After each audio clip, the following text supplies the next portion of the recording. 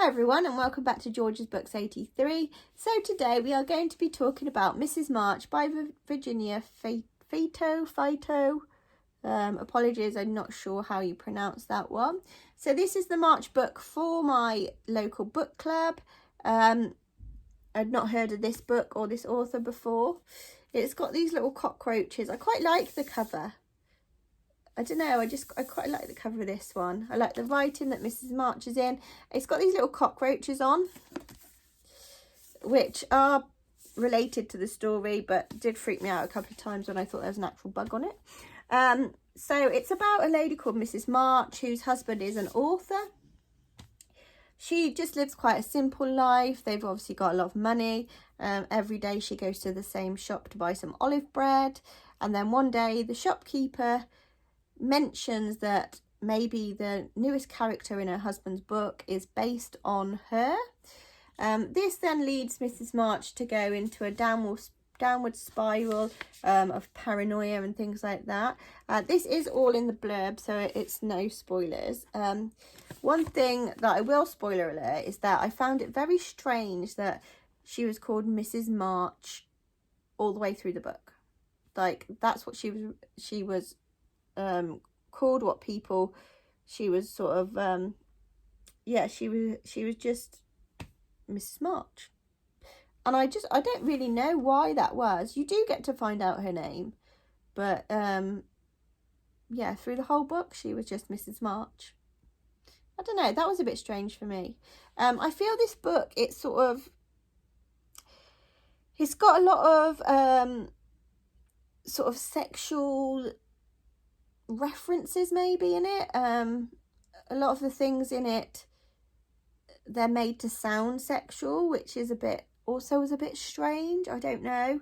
I suppose the more I think about it, she's kind of a bit of a psychopath, but I don't know, maybe you have to read the book to see what you think, or if you've read it already, I'd love to know your thoughts. I felt like the reading through it, it was just like a normal story about her and her life, about events that were going on and things like that. And then it did take a turn to something different towards the end, but it wasn't quite, that exciting for me, to be honest. I did enjoy it in a funny sort of way. It was something that I could just read, and you sort of didn't have to worry about the plot too much. It was very sort of easy to keep up with. I just noticed that there's, oh no, it's just a black book underneath. There's nothing pretty on the actual book. You didn't really need to concentrate too much to begin with, to be honest.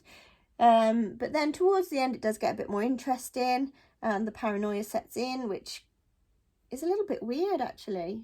Yeah, I think maybe weird is the word for it.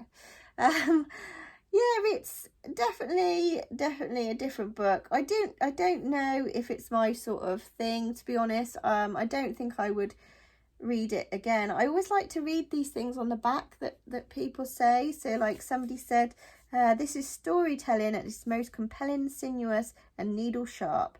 Told through an unforgettable narrative voice, Mrs. March has a plot as skillful as fine clockwork, and is peopled with characters so vivid I could hear, see and even smell them. So that was wrote by Catriona Ward, author of The Last House on Needless Street. And then Elizabeth Moss said, I read Mrs. March in one sitting and was so captured by it. Mrs. March is fascinating, complex and deeply human. Yeah, maybe that's true. She's very relatable to as a normal person. Maybe that's what it is. I kind of like supernatural stuff and that, so maybe this just wasn't for me. I am going to pass this one on to my mum, because interestingly, some of the books that I haven't enjoyed, she's really enjoyed. So I think she might like this one. But yeah, in general, I think I'd probably give this one, I would probably give it 4 stars, to be honest. It was a good story. I just can't describe. It didn't leave me with much feelings after the book. Whereas some of the books I've read, you keep thinking about it for a while after. But this one, for me, it was over and that was it. So, but I will give it 4 stars because it was written very well, and there is something about the character that is really intriguing, and the other characters in the book are really good as well. So yeah, I'll definitely give it 4. I think it deserves a 4. But I'd be interested to see what everybody else thinks of this book. I'm trying not to give any spoilers away because I think sometimes, you know, you don't want to know it if you haven't read it. But then maybe I should start doing some spoiler reviews because then I can talk a little bit more about it. I don't know. Tell me what you like. Do you like there to be spoilers? Do you like to know things beforehand? Or would you rather no spoilers? Let me know in the comments down below. So thanks for watching that, everybody. That was a little snippet into Mrs. March by Virginia Feito. We'll say Feito. Don't forget to leave me a comment, a thumbs up. If you haven't already, please click on that subscribe button, and I'll see you next time. Bye.